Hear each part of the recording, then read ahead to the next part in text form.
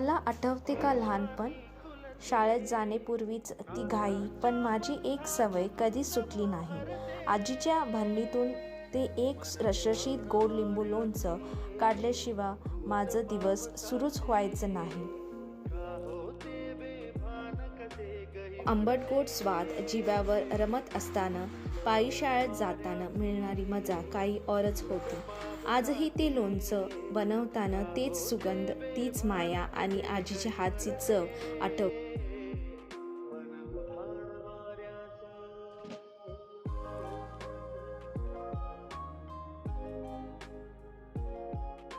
फक्त लोणचं नाही तर माझ्या लहानपणीचा एक गोड आठवण आहे. चला तर मग आज पुन्हा एकदा तेच आठवणीत जाऊया. रेसिपी आवडली तर नक्की लाईक आणि सबस्क्राईब करा.